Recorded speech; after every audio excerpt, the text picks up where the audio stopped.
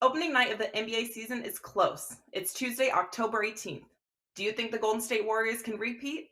To celebrate the start of the season, we are offering you a 7-day NBA package for only $49. Yes, that's only $7 a day, and it will be valid through Sunday, October 23rd at both WagerTalk and Sports Memo. There is no limit to the number of handicappers that you can get. Just head to your favorite capper's homepage.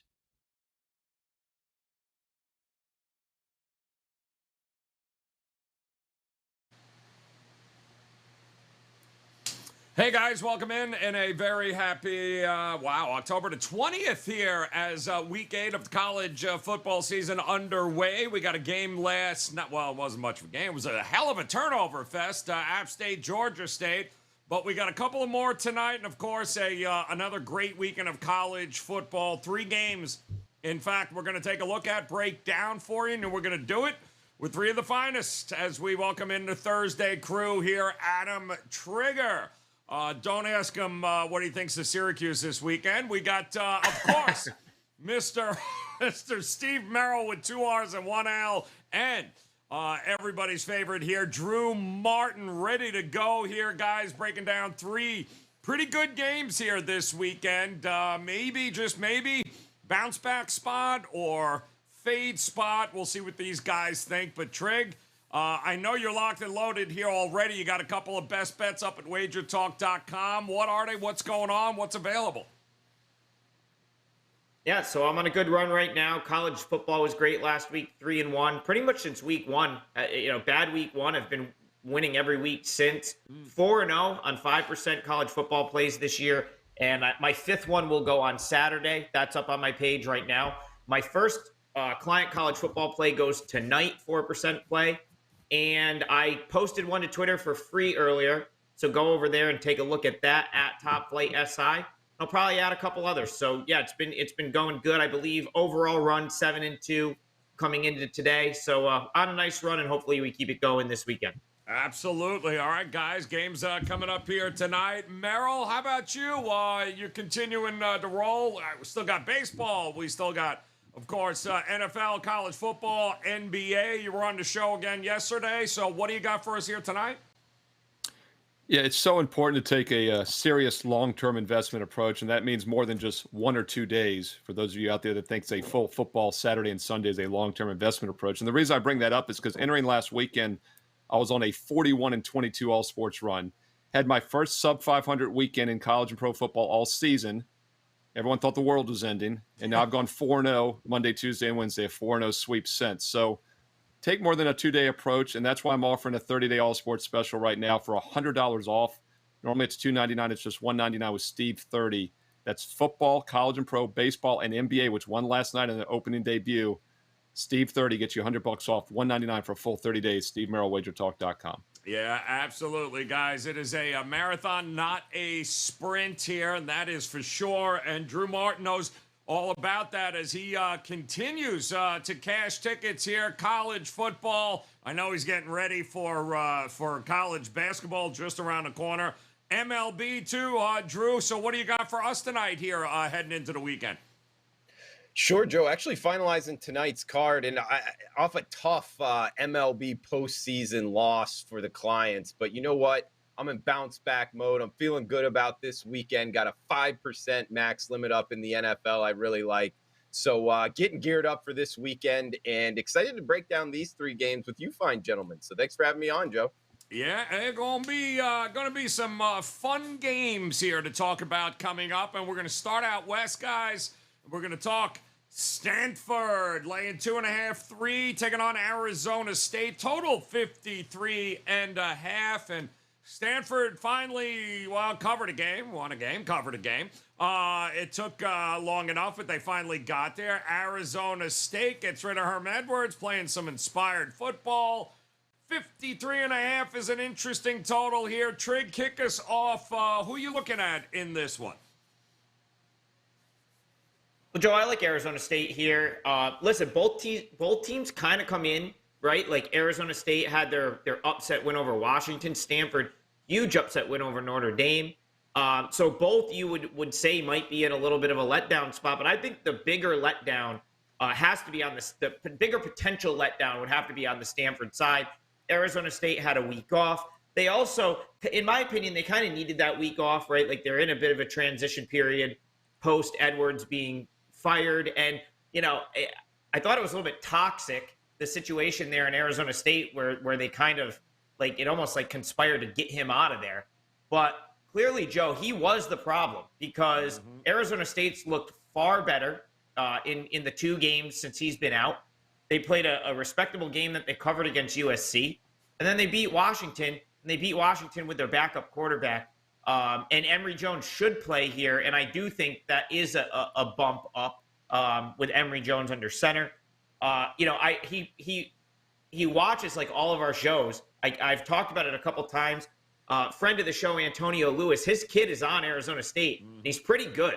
He told us at the meet and greet, my kid plays for Arizona State. He's going to have a good year, and he was not just, how some parents just blow smoke, Joe? That wasn't the case here because Elijah Badger has basically been one of their best receivers. He had 7 catches and 2 touchdowns in that game against Washington. So shout out to Antonio if you're watching because he's had a great season. And you know what? Stanford, as a favorite, has failed to cover as a favorite 6 of the last 9 times they've been favored. I don't know why you would want to lay points with Stanford here, Joe. And teams that come in after upsetting Notre Dame as a big underdog have been horrific long-term. Just look at Marshall earlier this year and what they did the week after the Notre Dame game. I have to fade Stanford. I'm going to take Arizona State plus the points here. What do you think here, Merril? It's they certainly have been playing some inspired football since they let Herm go there. But Stanford put a nice game together. But maybe they're the ones looking let down here. How are you approaching it? Yeah, Trig stole my thoughts. I was going to give Antonio a shout out, but he beat me to it. So I'll give his wife Carissa Trig. a shout out. Jesus, Trig. But I'm going to do one better. I'm giving them both a shout out. Antonio and Carissa, his wife, who we both met, and they were fantastic at the meet and greet. And it's funny, Trig, that you said he mentioned his son was good because he actually kind of downplayed it. We talked for a while, we changed subjects, and then I got back to it. I was like, what's his 40 time? And I think it was 4.2. And I was like, what'd you say? I said 4.2. I was like, can he play? And they're like, no, he could probably play in the pros. I mean, so, he's big time. He's a future NFL player, I think. And they really kind of downplayed it. So they're great people. It's nice to keep in touch with them. And it's fun to have a rooting interest with the Sun Devils. And as you guys know, Drew knows also, he was happy. Antonio was happy when Herm Edwards was out of the picture. So I think that was a positive for this team. And I think it's another reason you got to be a little careful using the overall numbers. And the reason I say that is because my math simulation, my math model actually favors Stanford by 10 in this game. So the line is only 2.5 or 3. So on the surface, I normally jump on that 7 points of value, but I do think we have to tread a little lightly because this is a different Arizona State than just a month ago, and they have covered back-to-back games, including a nice underdog win against Washington. Question is, which team lets down more? They're both coming off 2 touchdown-plus underdog straight-up wins. The difference is, though, that Arizona State had the bye week last week, so the scheduling spot really looks good for Arizona State, but I got to lean towards Stanford just based on line value. 10 is what my math model says. 2.5 or 3, the value is with Stanford in this game. All right, value with Stanford for Steve Merril. What are you thinking, Drew? It's boy, it feels like this game is either going to come down to the final possession or it's going to be a blowout come the second half. What do you think we're going to get here? I think I think it lines up well for Arizona State. I really do, Joe. I mean, we get extra preparation time, and as a sports bettor, always looking for change. Of course, Herm showed the door. They are 2-1 under the new interim coach, Emory Jones, which both Steve and Trig both touched on, should be back. However, if he's not, good backup there, beating Washington, excuse me. And looking at Stanford's side of things, Trig touched on it. I mean, 1-13 against the spread. Run for a big underdog plus 17 or more the week after beating Notre Dame. Getting a big win like that for Stanford might be kind of I don't know, not a great spot to look to bet on the Cardinal. So for all of those reasons, plus the fact, Stanford kind of bad as a favorite here, Joe, I got Arizona State circled. And since everybody's giving a shout out to Antonio and Teresa, great couple, fun meeting them. Their son, Elijah Badger, he does move at kind of a different speed, Joe. When you watch him, he's got that juke ability, almost like Tyreek Hill. So I would look for him to maybe make the NFL as well, and maybe look to bet his passing receptions, over their total. So overall, Joe, I would look towards Arizona State here. I really would. So crazy stat here, guys, too, as well. We've already seen it take effect with one team that was a monster underdog that upended Notre Dame earlier, Marshall, right? And for whatever reason, teams that end up upsetting Notre Dame as monster dogs, 113-1 in the next game. So for whatever reason, it all goes out the window after they beat Notre Dame as a big dog. We'll see if it happens again here with Stanford. But we'll move on, of course, to the SEC, which is, this has got somewhat of a big game going on. Mississippi State taking on Alabama as Bama.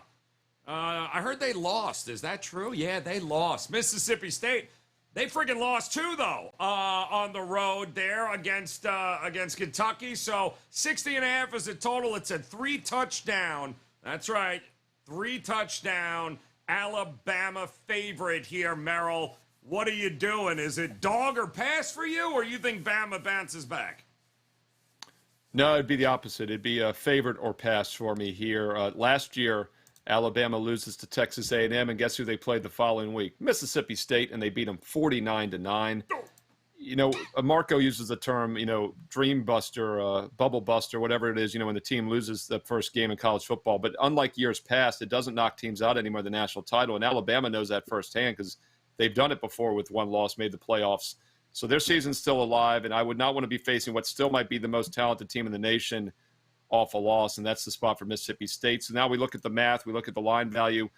Current line is sitting 21 across the board, a couple 21.5s out there, but that key number of 21, my power ratings, my projected math model makes it 22.5. So the line is a little short. Alabama minus 21 or less is the only way I would play it. All right, it is favorite or pass in this one. Drew, you love the SEC, my man. Nobody follows it like you, so tell me, Alabama, are you a believer they can clean it up here and get it done against Mr. Mike Leach?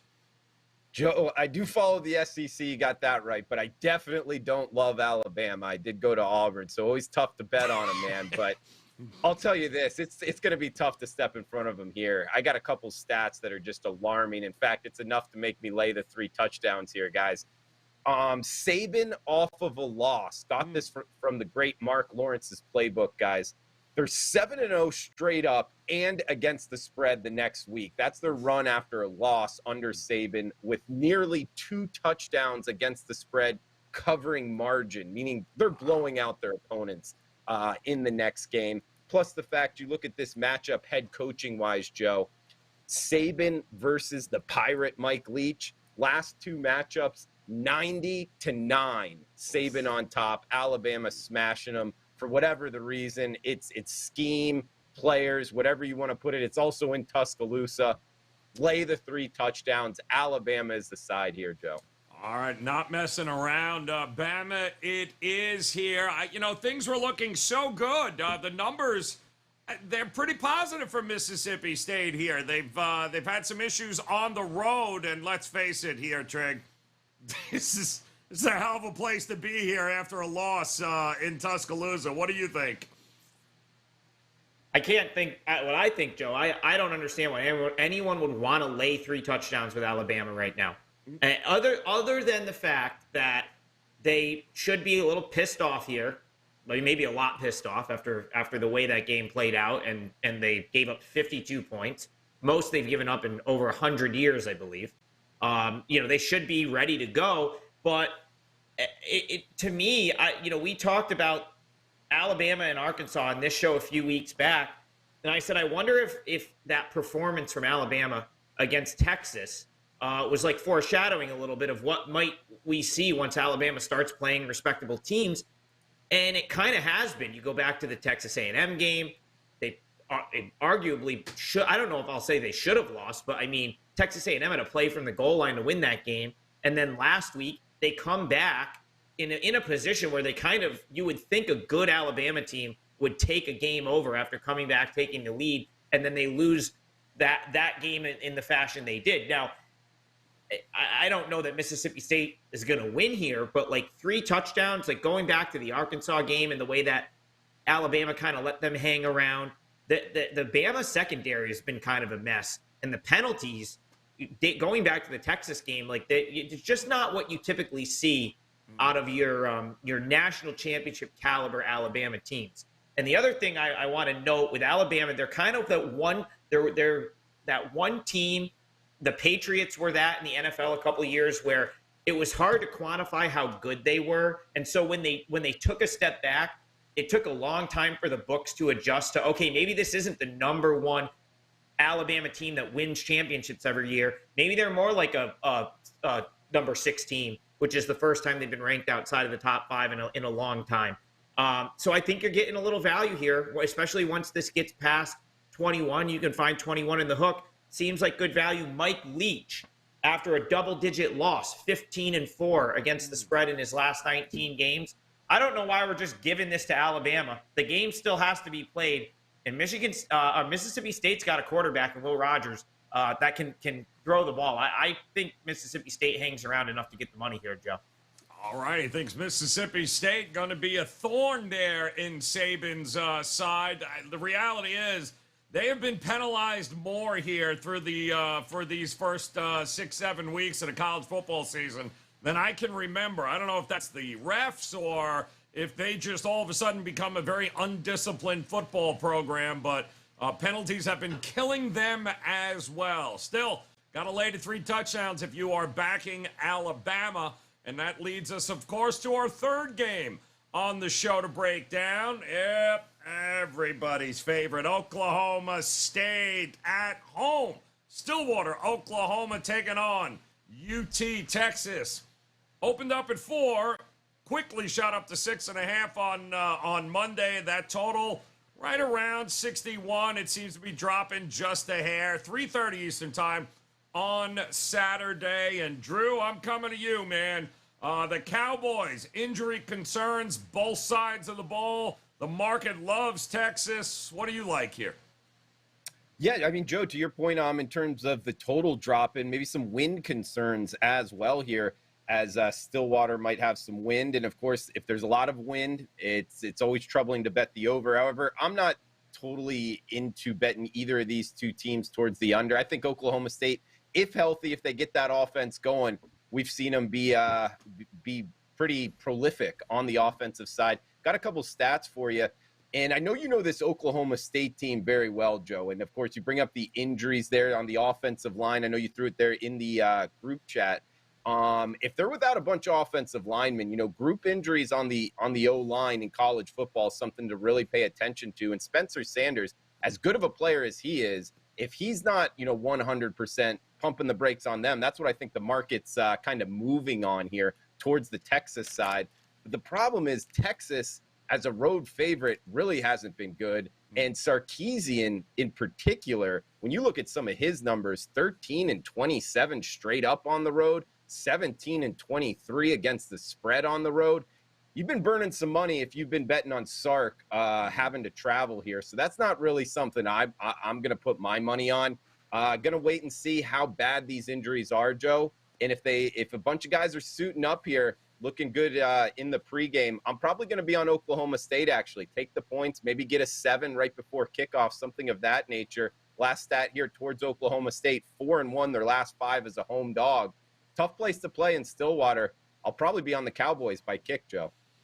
Yeah, listen, it does feel a little excessive here, this move up to just under a touchdown, but it doesn't change the fact they had a 30-16 lead in that TCU game, and yikes, double overtime, here we come. That defense has been on the field a lot, Texas Tech, and now, of course, TCU there, Merril.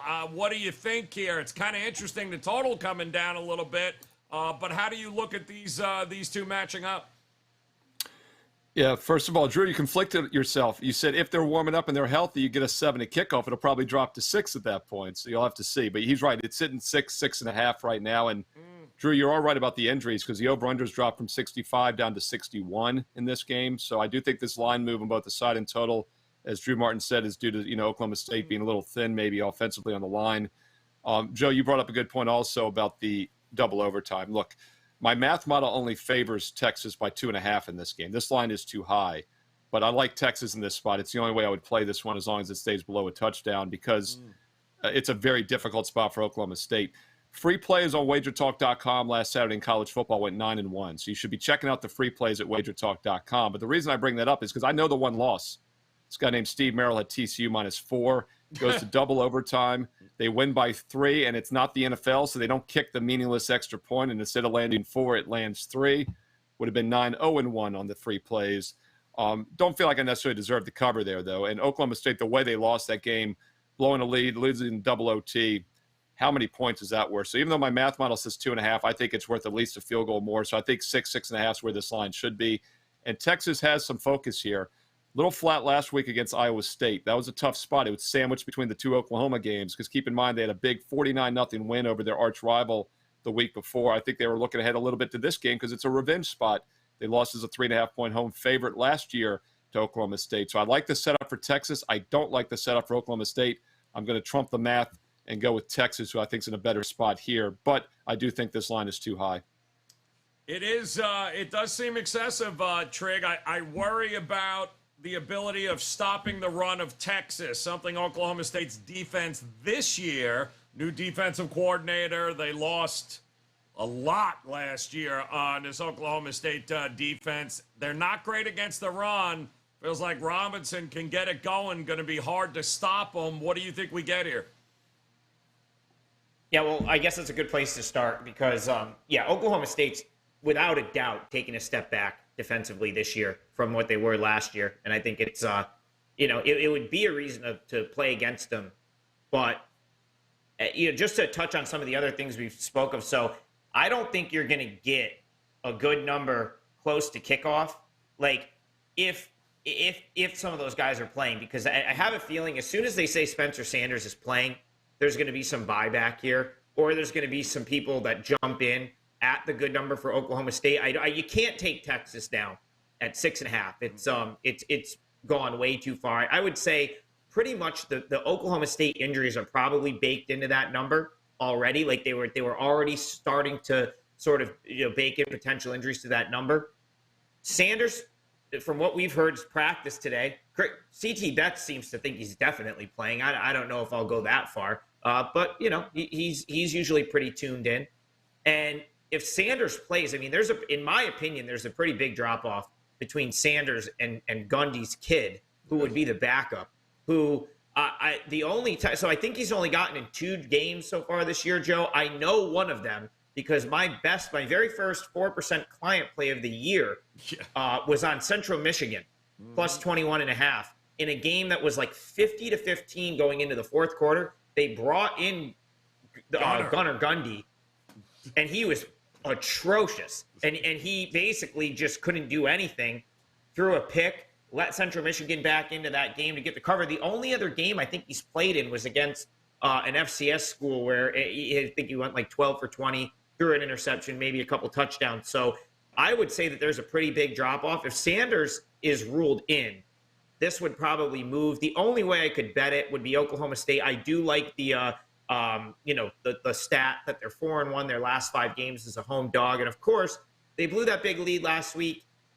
I don't know. That could go either way, but I think it's probably going to, the fact that they've got Texas here, that a Longhorns emblem, Joe, seems to fire teams up usually. I'd have to take the points. And I think you got to be quick. If Sanders gets ruled in, I think you better fire it because I have a feeling it's going to move a little bit.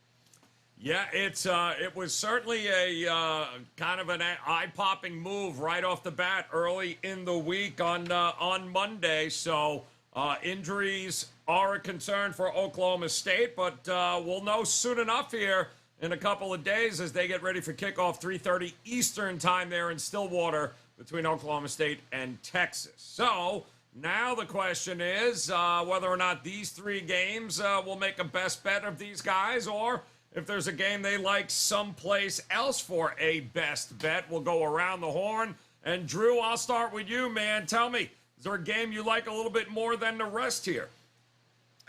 With the question marks injury-wise on Oklahoma State, I don't think I can, like Steve was touching on, I didn't mean to contradict myself, but 6.5, I guess I would have to lock in now. So not going to do that because we might not be able to get a 7. I'll go back to the middle game here, Joe. Mississippi State, Alabama. People counting out Alabama, man. Unfortunately, throughout my handicapping career, trying to bet against them has been a huge money burner. Kind of learned my lesson a bunch of times here, Joe. So going to try to make some of that back here. Lay the 3 touchdowns, minus 21, widely available. Guys, couple reasons why. Saban off of a loss, 7-0 straight up and against the spread. Cover margin of nearly 2 touchdowns. When people are counting them out, that's the time maybe get a little value, actually. Using the word value, laying 3 touchdowns. I know kind of a tough one for a lot of people to comprehend here. But Saban versus Leach, 90-9, the last 2 outcomes. I wouldn't be surprised if this is ugly, Joe. Something like 45-10. Lay it with Alabama. Could you imagine how practice? Could you imagine being in an Alabama practice this week? My God, I can't even imagine what that must be like for those poor guys. Oh, God. Talk to me here, Trig. Where are you going to go for a best bet here on the show? I'm going to go with Arizona State plus the points. We talked about the trend earlier. Teams that, have an upset win of the magnitude that Stanford did against Notre Dame have been terrible the following week. We saw it with Marshall earlier this year. And, Joe, I don't know why it's Notre Dame is a thing. They're still a big name. In my opinion, they've become a pretty average school over the years. But they're still a team that teams get up for. And so, naturally, when you have a big upset win like Stanford did last week, you may have a letdown the following week. And I think we're going to see that kind of letdown here. Going back to the fact that they've failed to cover in 6 of their last 9 as a favorite. And Arizona State, the culture has quickly changed. Since Herm Edwards has been out, this team, they've looked different. They're clearly more engaged. It's shown in their 2 performances against USC and Washington. The USC game, even though they lost, I thought they played hard throughout, and they had a week off to sort of regroup and get ready for this game, while Stanford is going to have to come back and play on normal rests. So I do like the fact that Emory Jones is going to be under the center for Arizona State. I think he's the better option. So in this game, I would make Arizona State a slight favorite just based on the matchup. And the fact that you get the situational spot as well of Stanford coming off a win of that magnitude, I'm happy to take the Sun Devils plus the points here. I think Arizona State's the right side, and I think they win the game. All right. Taking Arizona State to get it done. What do you think, Merril? Which one of these are you leaning towards? I'm with Drew Martin with Alabama, and Drew's an Auburn grad, so I know it pains him to pick Alabama, but when he's picking Alabama, you better pay attention. He probably knows something, and I think he's on the right side there. Look, as we do this on Thursday afternoon, the line is 21 across the board. It looks like there are some 21.5 starting to pop. So if you like Alabama, you probably want to lock it in now at 21. More likely to go above that key number. My math projection has them winning by 22.5. So there's a little bit of line value still at 21. But more importantly, it's a setup here. And this is a focus spot for Alabama. You're taking what's probably the most talented team in the nation still in a focus spot with a little bit of line value against a team they have dominated in recent years. Keep in mind, last year, Alabama lost to Texas A&M. Everyone thought the sky was falling. They go and they beat Mississippi State the very next game, 49-9. Mike Leach and company had the bad fortune of facing Alabama off a loss again this season. Not going to work well for them. And one thing about Mississippi State, they've had 3 road games this year. A win at Arizona against a bad Arizona team. Then they lost at LSU outright by 15 as a 3-point favorite. And then last week they lost outright at Kentucky as a 3.5-point favorite. Huge step up in class now as a 3-touchdown dog. They've already lost 2 SEC games on the road this year. In fact, Mississippi State's been favored in every game they've played this season, and now they're a 3-touchdown dog. So this is a giant step up in class. For Alabama, it's a little bit of a step down in class, actually, after Texas A&M and Tennessee. Focus spot, a little bit of line value. And I know this is 2022. It's not 1996 when I began handicapping, or 1952 when you began, Joe. But rushing the dominance is still very important. And if you look at the numbers here, 237 for Alabama, 95 rushing yards per game for Mississippi State.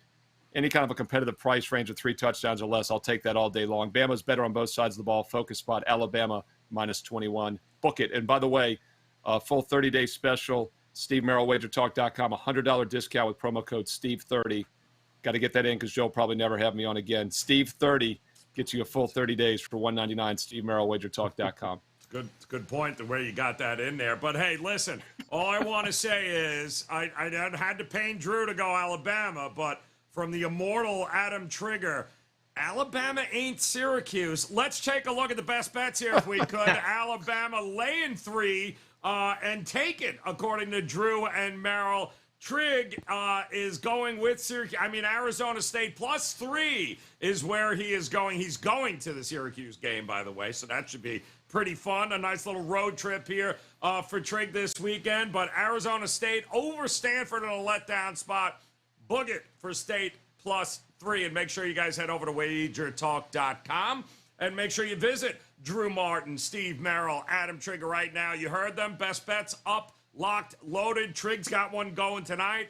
Drew's finishing up the card for tonight already. Those best bets are in, as are Steve Merril's, whether it be NBA, NFL, college football, guys, and heck, baseball still going on. Make sure you visit all 3 of these gentlemen over at WagerTalk.com. Hit that bell in the upper right-hand corner on YouTube. Download the brand new WagerTalk TV app on your smartphone, smart TV, wherever your app store might be available. And plan on coming back and joining us again for the Friday edition of the College Football Kickoff Show. 3 more games before we head into the weekend. We'll break them down with best bets. Until then, on behalf of Drew, Trig, and Steve Merril, guys, appreciate the time. Best of luck with your plays tonight. We'll talk to you again tomorrow.